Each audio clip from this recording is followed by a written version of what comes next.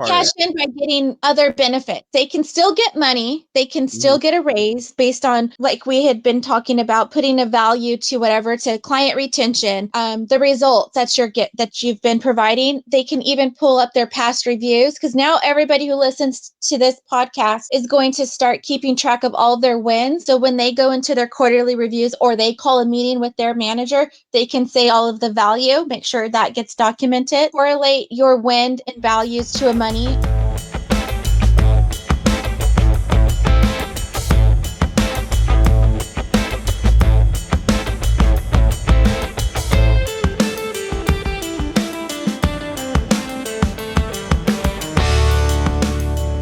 This is not about quitting recklessly. It's about getting strategic and getting paid. Trina, welcome to the Practical Wealth Show. Hi, Curtis. Thank you for having me. My pleasure. My pleasure. So Trina's my new friend. We didn't talk about, we met in Vegas at the, I have my shirt on for y'all watching, my 10X Grant Cardone conference. So we met there, and it's good to get out to meet other high powered business professionals. So we hit it off. I said, Trina, people got to hear your story. I need you to come on the Practical Wealth Show. Here we are. So Trina, tell them what I didn't tell them. Give us a little bit about your backstory, and let's help these people get paid. Okay, thank you. So after working over 20 years in HR and payroll, I just decided to exit strategically. But first, I want to just acknowledge those of you who are working in corporate as long as I have. And if you're feeling burnt out, overwhelmed, or not sure of what to do next, there are options for you and answers. And that's where my business comes in. I created a company called Corporate Exit Plan, and I help high achievers exit corporate with clarity, confidence, and cash in hand. I personally negotiated over 4 different exit packages totaling over $200,000, everyone over 5 figures, and the most recent over 6 figures. And the way that I was able to do it is by my strategic thinking and knowing the ins and outs behind the scene. A lot of people do not realize that they can leave and exit and have an exit package by exiting strategically. For example, there's a misconception that the only way you'll get paid out is if you are in a certain position and you're getting like laid off and you're going to get severance. Right. But that's not true. You can always negotiate. So I don't know if you want to jump into the techniques right now, because you could. Well, let me ask, before you do that, what was the moment you said, I'm done, but I'm not leaving empty handed? Okay. Because there was a moment where that happened and that led to this. You're obviously a great strategic person and a great negotiator. So those are skills that you need somebody to coach you on. But what that, because I never thought about that. I'm not really a good job person. As long as I ever had a job was like 13 months since college. I'd figure out why I hated it and I'd leave, because I was never really meant to be working for other people. But so tell us about your exit and then what led to it and how did you make that happen, and then we can get into the techniques. Okay, let me go back several years, almost a decade earlier, when I did my first my first exit strategy. At the time, I didn't even know it was a thing. So I was out searching for another job. I wasn't happy at my job, and I had 2 job offers. Well, and that were possibilities for me. I ended up choosing the one that was the bigger organization because I thought I can go further. And then when I got there, I'll just speed up the story. I was only there for 10 weeks. It was not the right decision. It was the wrong decision. They were doing something unethical. Went to HR, made a complaint. They didn't handle it correctly. So I went actually during my lunch in my car and called the recruiter from the other job and asked if they were still looking and if they're still interested in me. They were. So I secured another job, went back to HR, didn't tell them, of course, that I had another job, and said, I want to leave and I'll leave in silence. Can you give me this amount? It was a substantial amount that I had asked for. We went back and negotiated back and forth. I ended up leaving with lower end of 5 figures, but I already had another job lined up because they just kind of paid me to just be quiet and not make a big deal out of anything. So that already gave me some sort of confidence. And then let me go back even further about the negotiation. So my first real career job, now I've been working since I was 15, always hustling to support myself. But once I turned 18, I found out about temp agencies. I went through the yellow pages and got like a real office job, right? And um, I was told that I can negotiate my pay when I was getting brought on as a permanent. So that stuck in my mind. Then my first job, I was at a company for quite a long time. And I used my negotiation just unknowingly, just, to start negotiation on my pay when I was getting reviews. So that just that little bit of experience and know-how really builds your confidence. So now fast forward ahead, when my second time I was going to negotiate an exit plan, um, I'm going to be honest with you. I still wasn't thinking of doing a negotiation. Right. Still wasn't, but I think I had the confidence by trial and error in doing it, Hmm. so Hmm. I did it. And then the second and the third time were very strategic and thoughtful and planned months in advance. So that's the trick there, is I already knew that I had an exit strategy. I think I will never go back to another job again. Let me just say that. But I want all of your listeners to never leave a job without negotiating, because you have nothing to lose. And you That's don't right. have to burn bridges. It doesn't have to be a bad situation. Um, but if things are really toxic and not going good, there's so many labor laws to protect you. Now, I am not a lawyer. I can't give legal advice, but in my roles, I have been paid to know the laws and had labor law attorneys that I worked with and met with regularly. So I'm familiar with it, and I can talk about what I do know. And if things aren't working out well, you have so much leverage to negotiate, because an employer would rather you leave, under good terms than bad terms. You could threaten Okay. a lawsuit and basically negotiate. I mean, it's really, really easy. It's easier than you guys Hmm. probably. Okay. And So if you're a seller what? employee, it's even easier to negotiate a retention package based on your terms and still leave with money. Okay. All right. No So one let's thinks of how to that do part. that. So let's talk about the corporate exit plan methodology. What so let me start out with this. I'll just kind of tee you up. First of all, let's talk about what keeps people stuck in corporate roles they hate. Because I have people say, "Oh, I've been here, 6 years, but I hate it." Well, why are you still there? I've never understood that. But a lot of Mhm. people think that way. I always viewed, I always tell people security is really the ability to produce. There's no security, there's only opportunity. But Yeah. it's you don't see it that way. You're happy to get the job and you don't want to leave a job. I've always been told, don't leave a job. I tell my kids this. I don't know that we talked about this offline. It's like, you know, I tell them don't leave a job till you have another job secured, right? Mhm. And uh that being said, what keeps them stuck? Let me stay on the original question. And then my next question I have to ask, how do you define leverage? Okay. I want to lead into, they stay stuck because they don't have another job lined up. I think that there's a misconception about loyalty, like be loyal. A lot of Yeah. older generations in particular, they think there's value in loyalty and just working their way up. But things are changing, and they're changing quite rapidly. I'm starting to see the trend where people are leaving jobs every 2 to 3 years.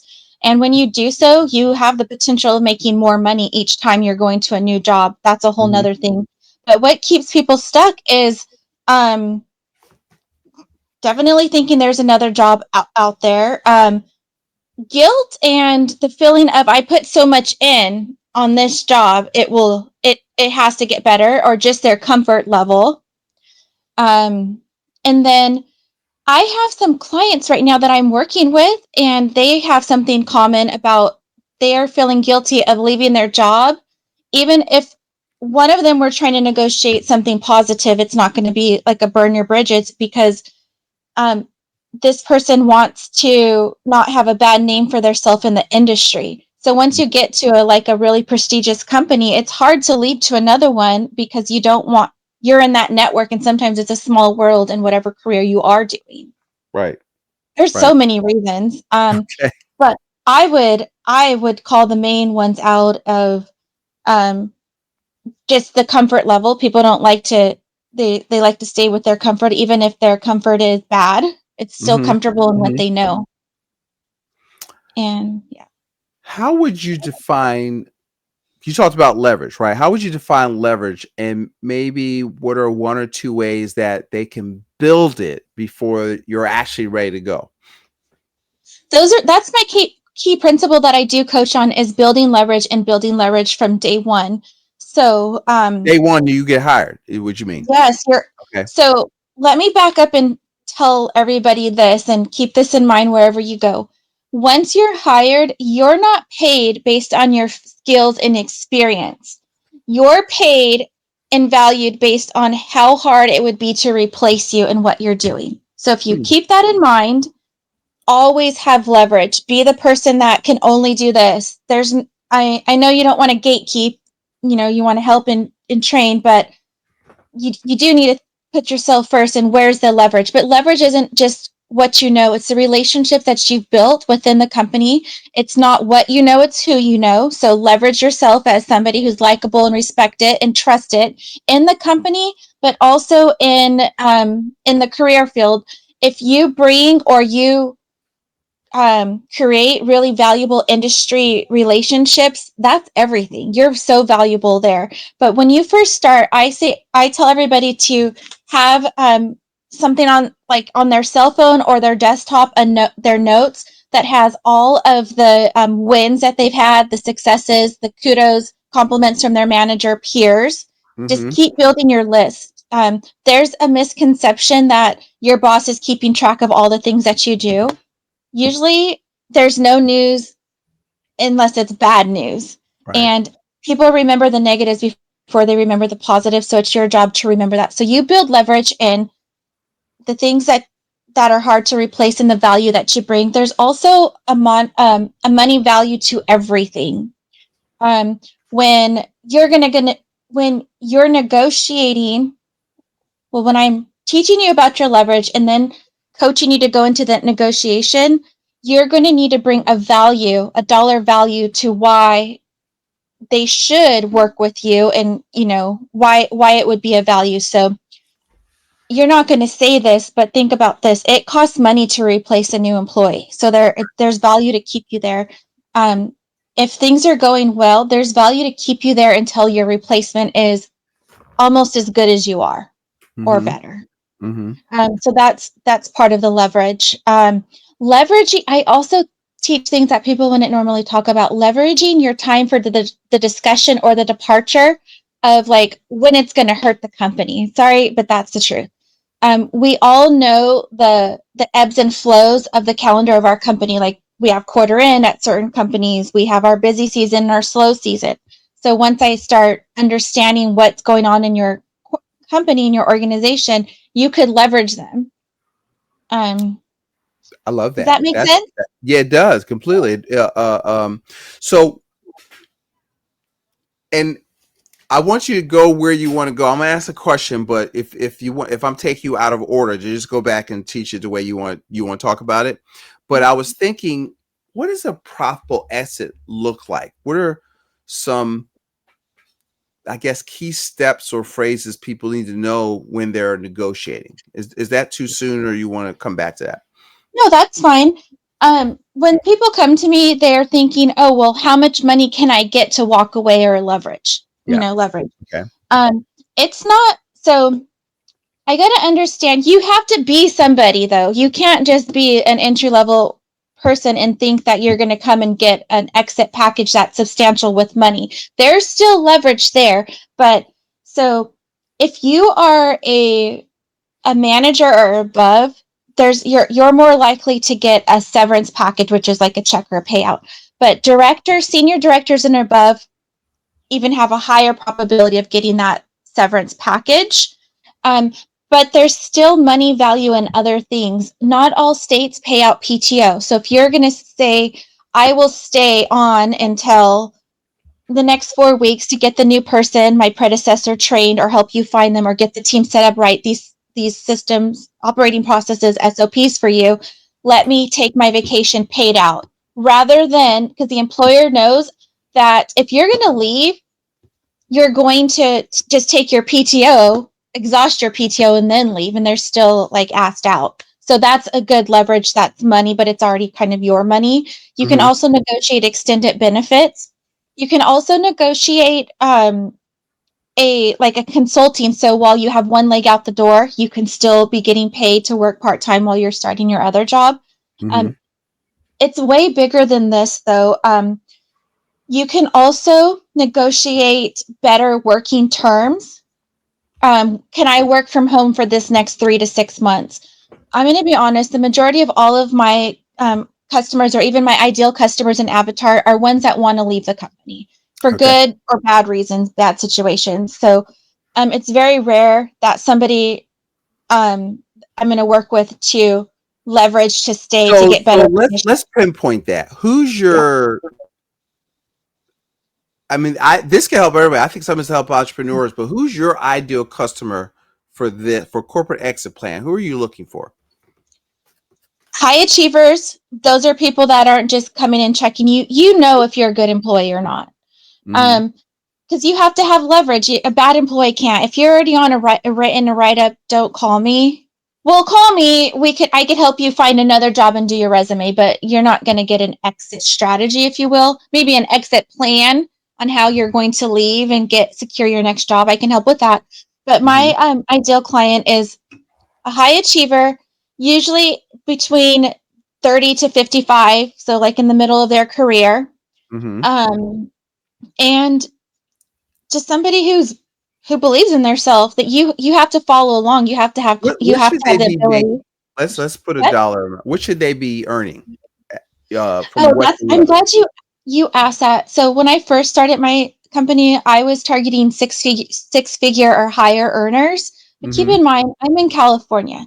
So in other states, that's a really high pay, but in California, it's kind of the medium pay Mm-hmm. for someone Yes. in Good point. management. So Yep. I can't put a dollar amount, because if we're going to go to like Arkansas or Alabama, maybe that's 60,000 or even 50. Right. It's just Right. more about, so I wouldn't put the dollar amount on your income. If you're in New York or something like that on the Mhm. coast, you're San Francisco, New York, DC, you're going to be making more money just because the cost of living is higher there. So it's Yeah, all so think relative. about your title or your position, your value. If you're managing and you're on salary, then we can work with something. I don't think an hourly entry level person could benefit from an exit package, but I could help them with a exit plan, which is different, to get there, to know what they're going to do next and to find their That's new good. job. Look, I think everybody needs some type of coaching. They don't know what they're doing. I think we talked about this offline because I was thinking about one of my children, but it's like people knew their career because like another thing I see is of building. I think it goes to building leverage is they don't know what their job generates for the company, and so they don't know. Let's say they don't want to leave, but they want to negotiate Higher more pay? salary, but they don't know how to package what they do and the value that they're bringing. So they're going there kind of hat in hand. But if you knew that if I like doing in sales, you can measure it. So listen, I brought in $2 million. You think I could get 30% of that? That was money you didn't have. But you could negotiate that. But it's hard to do it when you're in logistics or you're in whatever. Do you have a way to help them kind of research what they're doing, like and figure out what their bottom line value is to the company? Yes. So everything is measurable, but I'm going to get there, but I'm going to go even further back. Mm-hmm. Um, so for everyone who's looking for a job, when there's a starting pay that's advertised in California, there's a new law that you have to advertise on your job posting what you're going to pay, and it's a range. Other states have it, but I'm more familiar with California. It has a beginning and an end range. Know that end range is not the highest. So if you get, that's like the medium, and that's like the highest they would like to pay, but always negotiate for more. When you negotiate, you're not annoying. You sound more confident, and Mm-hmm. everybody wants to hire that confident person. Mm-hmm. And you speak up. We want somebody who's going to speak up as a hiring manager. So always negotiate. No, that's not the top dollar. Okay. And then now, so you're asking for someone who's already in their job. How are they going to give a monetary value to the jobs, or the value that they're adding to their employer? Yes. Okay, I'm going to pull back some curtains here. Always know, like I mentioned before, it costs more money to replace you than to keep you. So there's already some leverage and money there, because just a quick example for those who don't know, like maybe the younger people are just entering the job market. When you hire someone, they're not productive in producing and making you money right away, and they're costing the trainer or maybe a couple people to train you. So there's already money lost. And I could go into all of that, but so no, there's already money in keeping you rather than a new employee. Now you want to think about any good customer experience, because I could hear someone saying, well, they're not threatening to leave or whatever. Like, I don't have customers aren't leaving, but leverage that and still come across like, I'm keeping customers happy so that they're buying again. Right. Or I am creating more efficient ways to do things.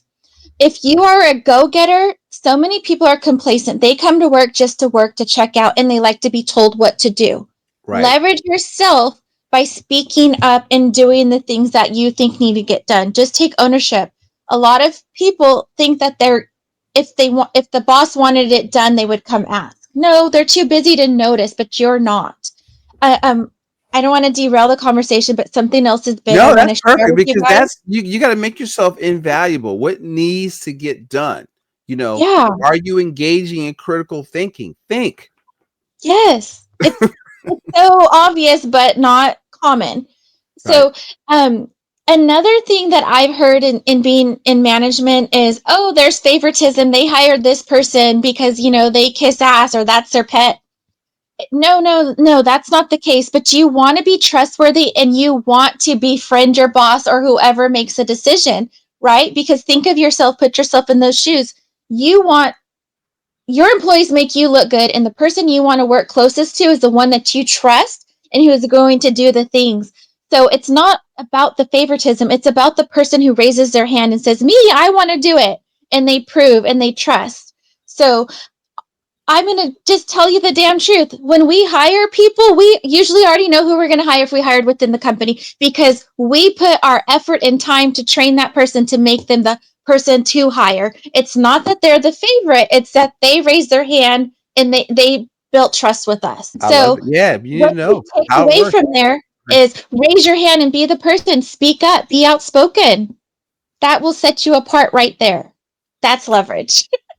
Okay, I love it. That is awesome. So let me give you two. Well, what's a small win that someone can apply this week to start building leverage in their current position? Whatever you complain about at work amongst your team, Mm-hmm. figure out how to solve it and come up with a solution. And then don't ever complain without an answer. You guys are doing the jobs, you know what can be done. If it's a no right now, it's not always because no, your idea doesn't work. There's always a reason and logic behind it. And always think the company's in business. Why? Why? Right. To make money, Right. right? Mm-hmm. So Mm-hmm. put yourself in the shoes of your employer or the whole organization if it's a corporate company. Start paying attention when it's the best time. Did you just get a big client contract brought in? Boom, they're going to get more money. There's more opportunities there. You just have to change your way of thinking about things. Something else that you might not ask, and I wanted to bring up because I think if I was a listener and I didn't know about this, I would want to know, well, what is an exit package? What does it usually consist of, or how much should I think? So I'm going to say the average, or not the average, I would say the ideal situation is to walk away with 4 months of pay. That's good. If you even get to negotiate 30 days, an extra 2 weeks, or 60 days, that's good. That's Okay. still something. The high end is the 4 months. 6 months is a little excessive of pay. That's how I would gauge based on your salary. But if And you then ask high for 6 weeks or 6 months, you might get 4 months or 3 months. perfect. Always ask more. Always Yeah. ask for more than what you're willing to take. Because the problem So with America is we don't negotiate nothing. So nobody knows how to negotiate. Like you go like to a bazaar, you're in a foreign country, the Mediterranean or Caribbean. Yeah, if you pay the asking price, they're looking at you like you're crazy, right? You must be American because nobody else Yeah. does that, right? So we don't really know how to do that. That's why I bring it up because we don't know how to negotiate our value. We don't even know how to negotiate nothing. And if I go to what is that? Marshalls or like Staples, it's like, okay, this is the floor model. So would you be willing to give me a discount on that? I mean, I learned that from my dad. So it's never the full price, especially if you're talking to a manager or the owner, right? They get it because you're in here. They don't want to let you leave without making a sale. See, the people that work there don't know up from down. They're just there collecting uh time, right? That's Mm-hmm. why one time I was at Staples, this guy, I asked him a question. He says, "Oh, I don't know." He's a tech guy. I was like, "I don't know. I'm not in sales." And I was like, "The hell you're not." Everybody's Okay. in sales. Everybody's in sales. So, if you haven't figured that out, that your ass is going to be gone, which he was, Mm-hmm. because if, you got competition. So if I've been in retail situations where if the person, I was a clothing store, if somebody walked in, they don't just walk around the store. It's like you guide them around the store. Mm-hmm. And if somebody walked in and walked back out and they didn't buy nothing, you're gonna get cursed out. Like Suze leaves the store, da, da, da, and Yeah. and so I'm like 25, but I noted that. I was like, okay, he would call in retail, call it a TO, a turnover, right? So if you can't find enough, you turn over to a more experienced person and let them sell them. But everybody had their little stuff. So, my dad used to always say, and this is what I would have you do at work, I think, you can correct me, is pay attention. Like my dad, I was like, Dad, I hate it here. I was at this clothing store. It's boring. He said, could you run a clothing store if you wanted to? I don't know. Pay attention. When you go back to work, how does it work? How do they think? How much does it cost? And then, so if you start looking at the business, you can kind of figure it out. If you do your job, but think about the business, you're part of the business, right? If they have more money, I used to tell my little daughter, she goes, Dad, I need more money. I was like, pay raises don't come because you need more money. Money doesn't come out of a magic direct deposit machine out the sky. It's a small company. It may not be there. So what can you do to make them make more money so they can afford to pay you? Going back to how do you make yourself what do you say? Invaluable? Have leverage to be invaluable. Yeah. Yeah, To be be invaluable, right? irreplaceable. Yeah. So what else didn't I ask you? Keep going. You're on a roll. Um, well, other things that you can negotiate, like we touched on lightly, is extended benefits, health benefits for you to leave. Mm-hmm. The retention bonus is surprisingly shocking to me that people do not realize that. You you want to set your company up for success if you're leaving on a positive note, right? You want to make sure your predecessor, your team is well established before your departure.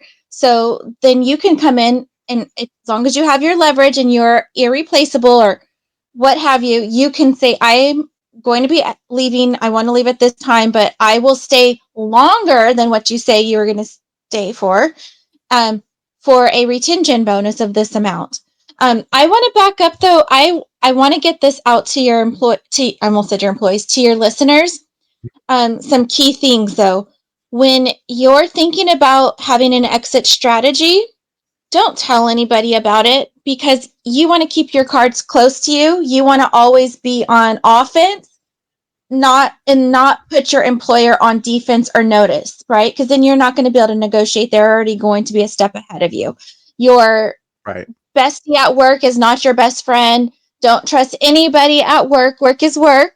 You could be cordial, but do not let anybody know your business because that's going to make it 10 times difficult because they're already going to know what you're going to come to them and have an answer Right. before. Stop Um, talking. Stop whining. Stop complaining to your coworkers. yeah, Is you what want you to do. always present yourself as Yeah. the how high value, loyal employee. Once somebody knows you're leaving, then they disregard. They're going to start talking about you. But just know everybody talks to the boss about everybody because everyone's trying to get ahead. Right. Um, HR is not your friend. Sorry, all of you HR people and all my HR friends. We know that we are there paid for the company, representing the company, not you. Anything that's discussed with them didn't happen unless it's in writing. Hmm. So that, what does that tell you? Put everything in writing, or if you have a conversation with your boss or HR, follow up with a recap in writing. Did I understand this is what we discussed? Because if it's not in writing, it didn't happen. I coach my clients on this, but if you want to go at it alone and do your own negotiation, I highly recommend you don't just go negotiate at your go walk into your boss's office or sit at the side of their cubicle and ask, or don't ask them at lunch or in their car. You want to call a meeting with them and HR. You want the two of them in the room with your first negotiation. And they're not going to tell you yes or no on the spot. If they do, I wouldn't take it as a final answer. More than likely, they're going to get back to you. Mm-hmm. So you need to have a strategic plan on how you're going to present it. And it's psychological too, because if you're understanding what the objection is of the people behind the desk you're asking for, you can come at them with a win-win situation. It's not a fight or a battle. It's a win for you and a win for them. That's how a successful negotiation is. I love that. Let me ask you this. So I'm gonna give you two scenarios. Mm-hmm. Uh, so let's talk to my listener. They've been in their role 8, 10 plus years. They feel like they're underpaid, underappreciated.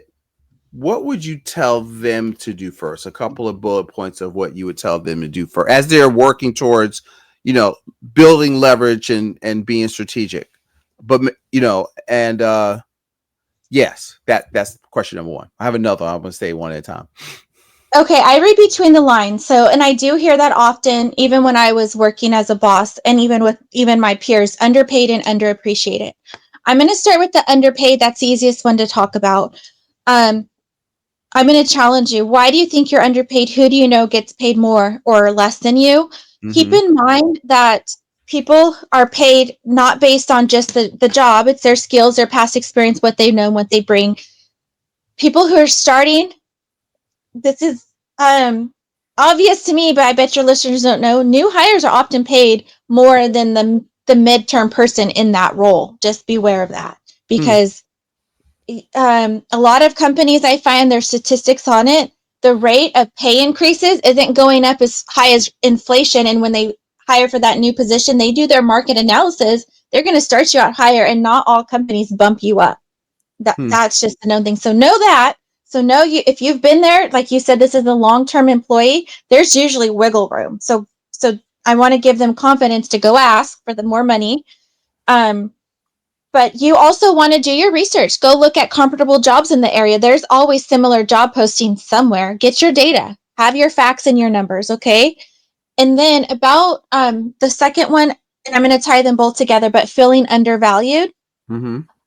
This is a personal one. I think that when you're feeling undervalued, there's a reason. You're either working hard or comparing yourself to others. But I'm going to tell you probably what you don't want to hear, your listeners.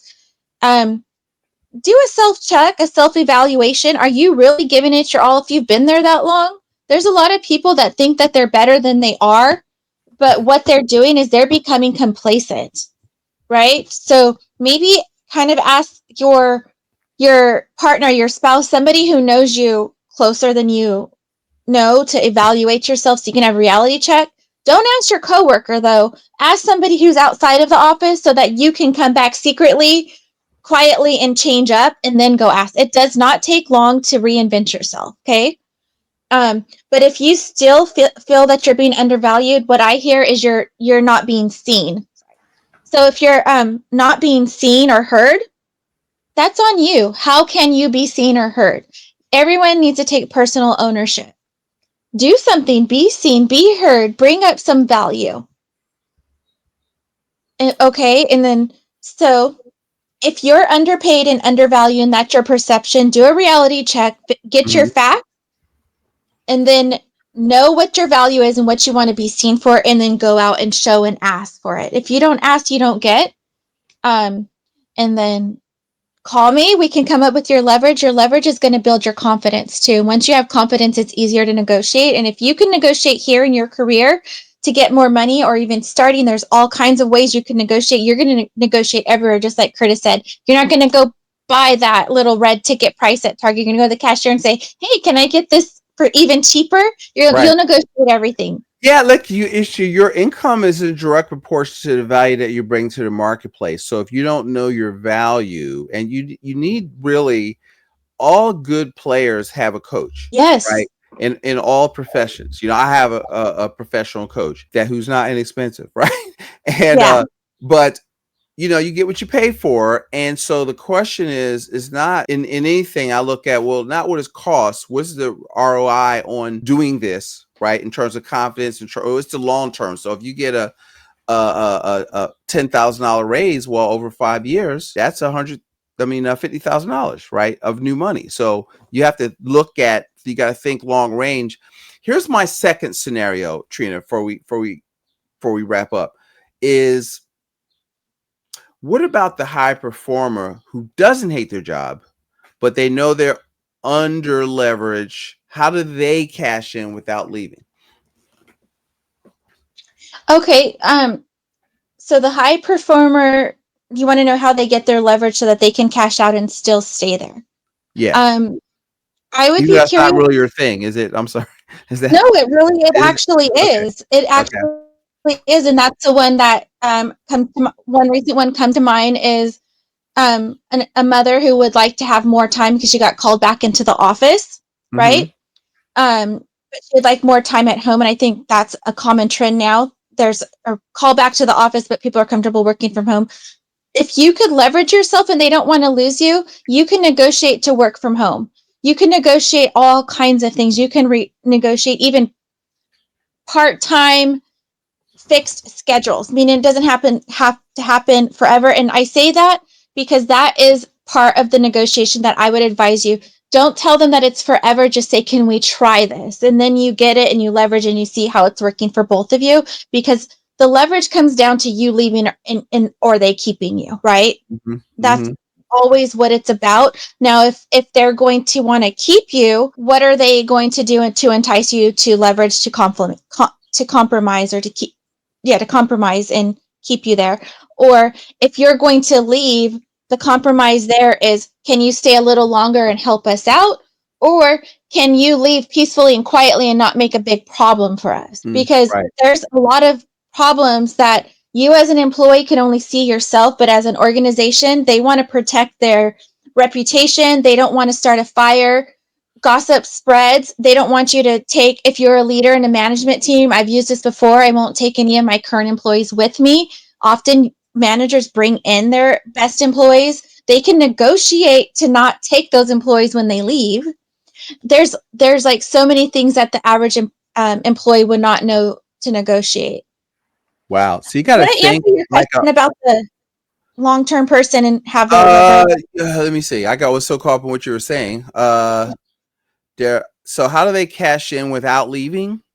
Was the final they part of cash that? in by getting other benefits. They can still get money. They can Mm-hmm. still get a raise based on, like we had been talking about, putting a value to whatever, to client retention, the results that you've been providing. They can even pull up their past reviews, because now everybody who listens to this podcast is going to start keeping track of all of their wins. So when they go into their quarterly reviews or they call a meeting with their manager, they can say all of the value, make sure that gets documented.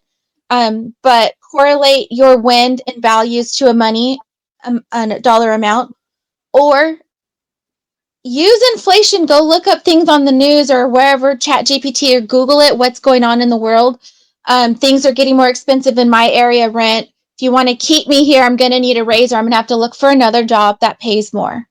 Don't be afraid to say those Right. things, but just have your backup. Don't just be that average employee and be shocked when they say, okay, bye, right? If you didn't have your Right. leverage and do Right. your homework, that will happen too. Yeah, exactly. So you got to be prepared for that. So Trent, this is fire. Let me ask you, if someone sitting there knowing they're worth more, how can they get started with your system? What would you like to have them do? Who's a good candidate? And then what would you like to have? What would be the next step if they heard you and it's like, I need Trina in my life. My ideal candidate is someone who's looking to leave their job due to any various of reasons. It could be unfulfillment. It's usually the job is no longer in alignment, or things are going bad, or even they suspect a layoff. You even think that if a company is going through some bad times that you can't leverage, you definitely can, because the company is in bad shape, and they need to be careful in what they're doing because they're making probably decisions behind the scenes. But Mm-hmm. so anyone who's thinking of leaving their job for another job, for to start their own business, for whatever, contact me. Go to corporateexitplan.com, or they can go to my personal Instagram, which is Trina __ Aguirre. So my name, but 2 underscores. Just send me a DM message, or Trina at corporateexitplan.org. And then I can also help employees, or even people who do not have a job, who are looking for a job. I can help them revamp their resume, their LinkedIn profile, role play interviews, or if they're considering taking a job, we can talk about what they should be asking for and how to position themselves to get paid more money. Um, it all starts with the first interview, though. There's some key things that I would like to share for free. Uh, be that standout candidate at the end of the interview. Always ask questions. You always want to find out what you can do to improve. Like, always ask the hiring manager, if you were to hire me, what could I do? What are your biggest pain points, and what can I solve within the next, like, 90, 60 days, whatever you come up with? Because that's going to be your leverage when you go back and they give you an offer. Nobody offers you, normally, I can't say nobody, they don't usually offer you the job on that call of the interview. When they come back to offer you the job and they give you that starting pay, you're already going to know what you're going to say. You need to have your amount that you're not willing to go under. Ask for a little bit more and say, because I can help you solve this problem that you shared with me during our interview. Already It's have the just like solution. sales. What is the problem? That is so powerful. That's fire. Like, what is it? What are the problems? So you go in with it, helping them solve their problem, because that's what you get paid for. Mm-hmm. And so if you sit there on a bump of a log collecting a check, you're going to get fired because you're an expense, right? Yes. And people don't realize that. Oh, I make this company go. No, you're not. You're an expense, and I can replace An you expense and a liability. and Yeah. hire a young person that has more technology savvy and will start at a lower rate for a little while, right? And so Oh, because of the market. So what you got to read the market. Is there a lot of people graduating? Are there, what's the market like? And you got to see your worth. It's yeah. kind of like you're the product and you're selling your labor. So you have to see you really kind of, and this is what I try to do on the financial side. Your number one asset is your ability to make money, right? And so you're either selling your labor to a XYZ company, but you're the CEO of your life, and this is who Mm-hmm. you don't need to go out there and just leave your job. You can entrepreneur by looking for Love that. things that you can solve within the company, and you can kind of practice while you got a paycheck and in benefits and that kind of stuff. And then you can show, if you're documenting your stuff, you can say, oh, I did this, and this. Yeah. And you can show somebody the result you have, other than, I'm unhappy, they don't appreciate me. Well, what are you doing? Is Mm-hmm. you gonna come here complain here, right? Yeah. you Yeah. know so I'm looking at that stuff. I was watching this video. This is probably not politically correct, but when you see uh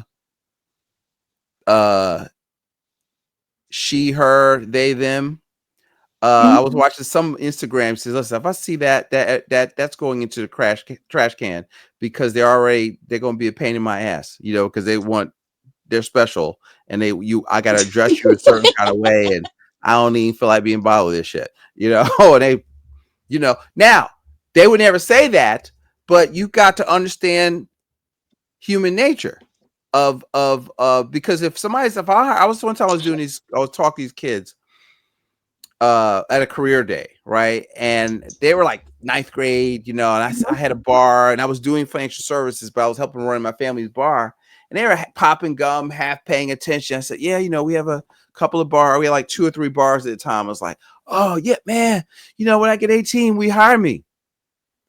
Okay, here's a good teaching moment. Why? Probably not. Why should I hire you?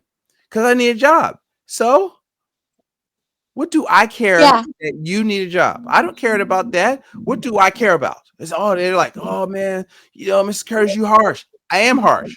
Okay. It is harsh out there. Nobody's care about your little dumb asses. Right? No, I was kidding. So, but I said, listen, I said, only thing I care about is can you make me money or save me time and money? So to me, when you go in, you should be, to your point, leverage, you should be thinking about how you can do that. That's just me, being in a position where my family's always signed the front of the check. So we've always hired people. I've never, rarely, been on the receiving end where I'm waiting for a check on Friday. I can't stand that, I don't even know how to Yeah. do it. So that's me. That's us. Yeah. So, Yeah. Yeah. but until you can You get to just us, you need to do, max out where you're at. Right. So yes, yes. You made a valid point in that example that you were setting. So, hiring managers are the same people, and this, I'm going to state the obvious to me and maybe not to employees.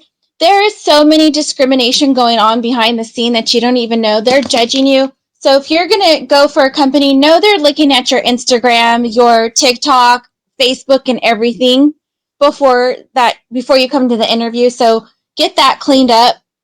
right. You got tats all up your neck, Mm-hmm.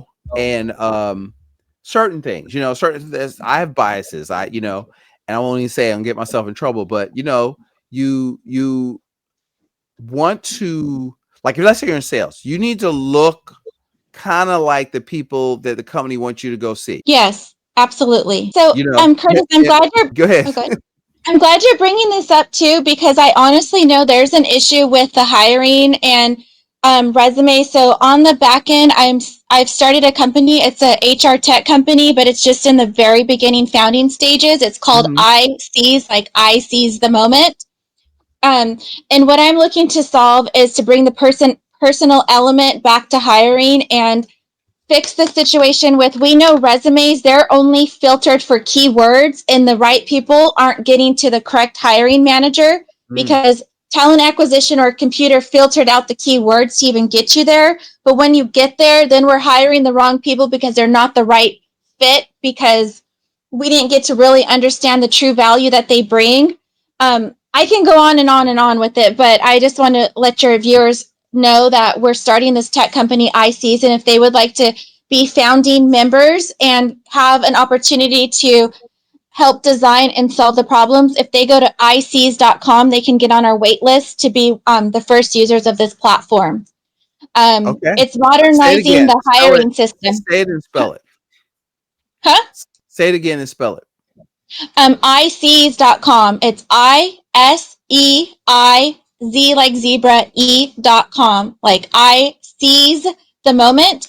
It's going to be the first all video hiring system where the hiring manager is going on video to do short key interview questions to the candidates, and the candidates will get an opportunity to provide a video interview, but the AI is going to screen them to make sure they're the right fit. It also teaches you or gives you the opportunity to do skill-based testing or teach you the skills that you're missing to be eligible for the job. All right. I love it. So iSees.com. And what's your first site? Corporateexitplan.org. Corporateexitplan.org. Okay. .org. So both follow her on Instagram, LinkedIn. Yes, LinkedIn, please. LinkedIn. LinkedIn. Trina And Aguirre on LinkedIn, and you'll see both businesses there. Um, just stay in touch. And if you come to the point, some of y'all are happy right now, but that could change next month. Okay. yeah, And so, you know what I mean? Stuff happens. So you want to be prepared, not, so you want to be able to, I call it, Trina, respond. So you want to raise responsible children, meaning they have the ability to respond with ability, not just react out of emotion or fear. And so I think that if you're building leverage, you're digging your well before you're thirsty, you can respond to changes in the marketplace because things are going to change. You're not going to retire there. That the world doesn't work that way anymore. right, So, right.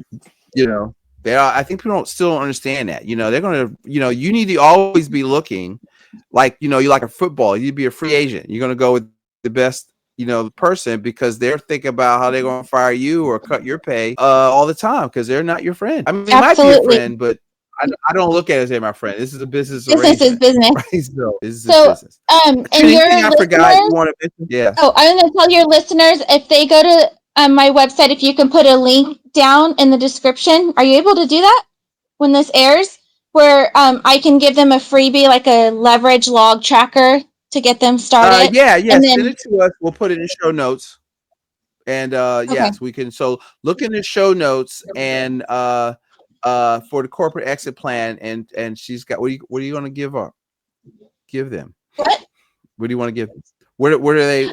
Uh, what is Oh, if they the gift? I'm going to give them a free a tracker to track their leverage, and then also a free 15-minute consultation. They want to plan in advance, so if they don't have a plan to leave now, but they're just thinking about it, give me a call and I can help them design something. Or if they need help looking for that right next fit. I love that. So 15 minutes can save you $15. No, 15. I don't know. Say, I'm playing off the $15,000. Geico. I don't know. We'll save them a lot of money. Right, save you a lot of money or make you a lot of money. And so definitely do that. We'll put all that in the show notes, and get your 15 minutes. I mean, you don't know what you don't know, first of all. And sometimes it takes somebody outside of you to help you see your value. Mm-hmm. Yes. And so Trina, listen, this has been fire. I want to thank you for I'm glad we met, and I'm glad I think this is very invaluable because I have a lot of people that are they're not entrepreneurs, but they're looking to do that. So, but you need to not just jump out of a perfectly good airplane without a parachute. Okay. Yes. So Trina's gonna help you have a parachute so you can have a soft landing with some money while you're doing your next thing, while you're planning your next thing. So plan your exit. Trina, thank you so much. And I think you helped a lot of people today. And I look forward to speaking to you again because I'm sure there's other topics we can branch off this. Thank you, Curtis. You are welcome. Guys, go out there and make it a prosperous day.